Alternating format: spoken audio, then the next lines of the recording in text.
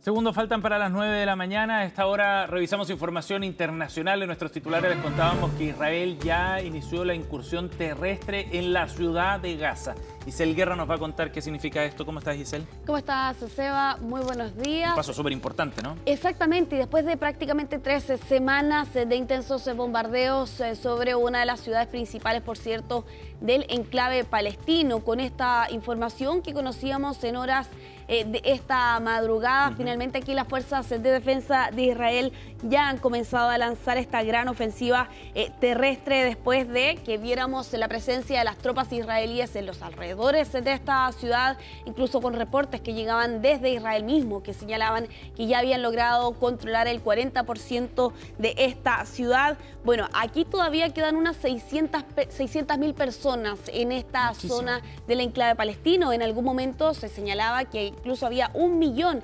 Y bueno, lo que ha estado ocurriendo precisamente en estas últimas semanas ha sido de parte de Israel de hacer estos llamados a la evacuación con lanzamiento de panfletos. Los vimos también hace algunos días atrás con esta especie de mapa, ¿no?, que se detallaba a la población cómo tenían que salir precisamente de esta zona del territorio palestino con dirección al sur. Bueno, además de eso, también llegaban los relatos de algunas de las familias que ya han sido desplazadas forzadamente en más de alguna oportunidad, que planteaban que llegaban hasta el sur y que no había posibilidad de establecerse en ese lugar y que por tanto algunas de ellas, según los relatos recabados por medios internacionales, decidían regresar precisamente hasta la ciudad de Gaza. Bueno, con ello se anuncia finalmente el comienzo de la fase principal, como lo han calificado desde Israel. Se entiende, ¿no?, hasta este momento que son 2 divisiones las que están precisamente en el terreno, que ya van a comenzar a moverse hacia el centro en un movimiento combinado y gradual. Y todo esto cuando las autoridades israelíes han calificado esta acción como una poderosa operación. Se suma a eso también muertes que hemos conocido en estas últimas horas. 38 personas fallecidas según los reportes que entregan Seba a los hospitales de esta zona de Gaza. Súper riesgosa la operación, ¿no? Pero estratégica en los planes de Benjamín Netanyahu, pero súper riesgosa para la población en Ciudad de Gaza.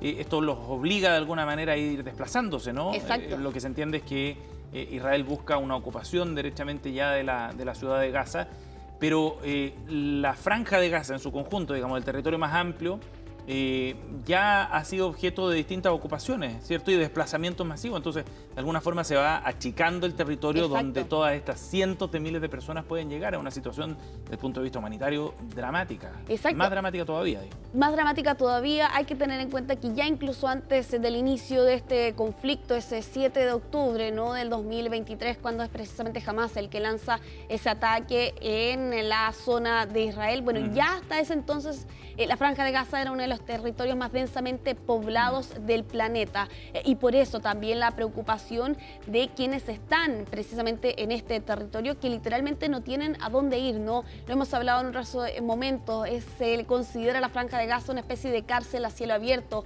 No existen tampoco mayores posibilidades de poder salir precisamente de este territorio, y claro, ahora con una población que ha sido forzada a su desplazamiento hacia el sur, ¿no? Donde también hemos visto una situación sumamente grave, y hemos revisado, ¿no?, también relatos e informes que entregan comisiones investigadoras de Naciones Unidas, donde habla ya de hambruna en algunos sectores, por cierto, del enclave palestino, y esto muy directamente relacionado también con un informe que se ha conocido en estas últimas horas de una comisión de Naciones Unidas que ya habla directamente de genocidio en la Franja de Gaza. Lo que plantea este informe particularmente es que hay motivos razonables para concluir que se han cometido 4 de los 5 actos genocidas definidos por el derecho internacional, y entre ellos, Seba, está matar a miembros de un grupo, causarle graves daños físicos y mentales, infligir deliberadamente condiciones calculadas para destruir al grupo e impedir nacimientos. Eso es lo que relata esta comisión de Naciones Unidas que ha elaborado este informe y que plantea como evidencia declaraciones de dirigentes israelíes, así como también definen un patrón de conducta de las fuerzas de defensa de Israel. Y este debe ser el documento o el informe más contundente y de más alto nivel también que acusa de genocidio en la zona, ¿no? Porque autoridades, gobiernos, organizaciones civiles lo han planteado. Que lo haga un organismo, o sea, perdón, un grupo vinculado a la ONU ya son palabras mayores, digamos, sí, da otro peso. Exactamente. En rigor son o es la Comisión Internacional Independiente de Investigación sobre el Territorio Palestino Ocupado, que se estableció el 2021 aproximadamente. Y claro, esta sin duda es la postura más tajante respecto de la situación en la Franja de Gaza. Recordemos que Sudáfrica, ¿no?, hace ya un tiempo atrás se presentó esta acusación ante la Corte Penal Internacional contra Benjamín Netanyahu de que se estaba cometiendo un genocidio. Bueno, al margen, por cierto, de esto, vemos este informe donde plantean que se han cometido 4 de 5, ¿no?, actos considerados genocidas en este lugar. Estamos hablando de una situación sumamente compleja en el enclave, más de 64.000 personas fallecidas en estos casi 2 años de conflicto. El 90% de las viviendas y de las edificaciones en la Franja de Gaza se están destruidas o completamente dañadas. Se habla también de un territorio que casi en su totalidad se ha visto desplazado por esta guerra también, y claro, con los sistemas de salud, de agua potable, totalmente destruidos y colapsados. Bueno, este informe, por cierto, también da cuenta de esa situación allí en el enclave palestino. Vamos a ir avanzando. Bien, vamos a continuar en nuestra región. Lo conocíamos de parte del presidente de Estados Unidos el día de ayer respecto de las tensiones entre Estados Unidos y Venezuela, y con la nación norteamericana que ha hundido una segunda embarcación frente a la nación sudamericana. Segundo ataque, en esta oportunidad era el propio Trump que informaba de la muerte de 3 personas tras este disparo contra este barco que aparentemente transportaba narcóticos ilegales, como han calificado desde la Casa Blanca, procedente desde Venezuela, en un hecho que habría ocurrido en aguas internacionales, sumándose a lo que ocurrió hace ya 2 semanas atrás, prácticamente, donde también Estados Unidos informaba respecto de este ataque a una embarcación que trasladaba 11 personas, aparentemente planteaba la Casa Blanca, del tren de Aragua. Y claro, todo esto en medio también de lo que han sido algunos cuestionamientos a la administración estadounidense respecto de los pocos detalles que ha dado a conocer al público, particularmente respecto de estos 2 operativos que ha lanzado en cosa de días. Trump entregaba declaraciones el día de ayer. Vamos a revisar precisamente parte de esas palabras que expresaba ante la prensa. Tenemos pruebas, solo hay que mirar la carga. Grandes bolsas de cocaína y fentanilo esparcidas por todo el océano. Tenemos pruebas grabadas de su salida. Hemos notado que no hay barcos en el océano. Cuando llegamos había cientos de botes, ahora no hay ninguno. Me pregunto por qué. Ninguna droga está entrando.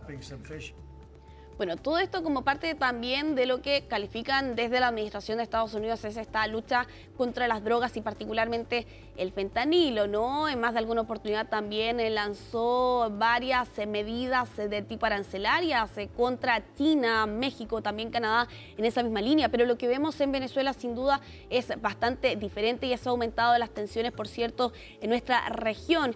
Nicolás Maduro el día de ayer, antes precisamente de que se conociera esta información, también entregaba sus propias declaraciones, estaba acusando a Estados Unidos de provocar un incidente que eventualmente pudiera permitir justificar una agresión militar a su juicio, ¿no? Y todo esto en medio también del despliegue que ha tenido Estados Unidos de algunos buques de guerra precisamente en el Caribe, en aguas internacionales cerca, ¿no?, de Venezuela. Y claro, con estas declaraciones y esta retórica que también toma y adopta el régimen venezolano. Vamos a revisar, Seba, cuáles fueron esas declaraciones de Maduro el día de ayer.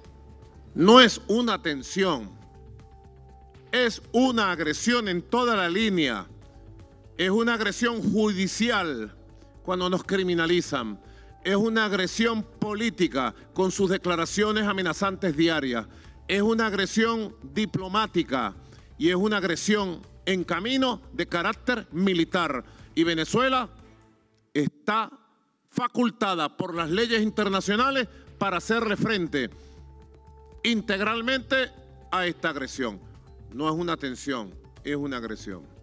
Bueno, en esa misma línea, Seba, Nicolás Maduro apuntaba que ya las relaciones entre Estados Unidos habían pasado de maltrechas a directamente deshechas. Y lo que se entiende, por cierto, es un agravante, ¿no?, en lo que ha estado ocurriendo entre estas dos naciones en los últimos años. En algún momento, hace un par de años atrás, cuando todavía estaba la administración de Biden, se habían logrado allí concretar algunos esfuerzos. Lo habíamos visto hasta hace algunos meses atrás, el intercambio de prisioneros que estaban en Venezuela.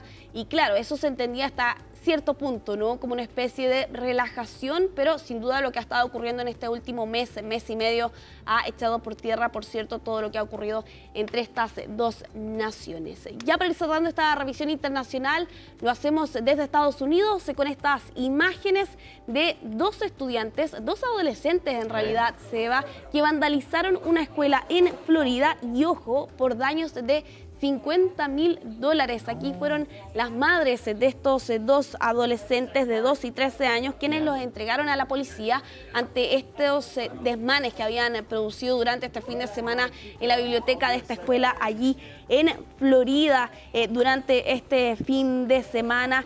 Y claro, según lo que plantean los medios locales, estos estudiantes realizaron esta acción durante la mañana.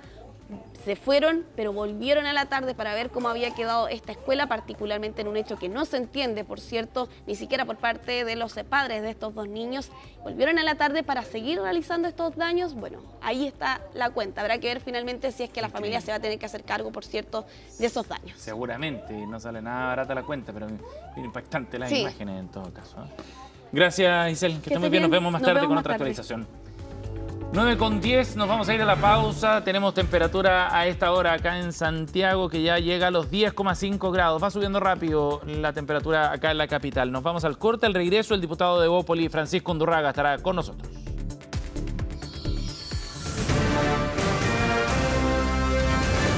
Hacemos una pausa y ya regresamos con CNN Chile Radio, AM.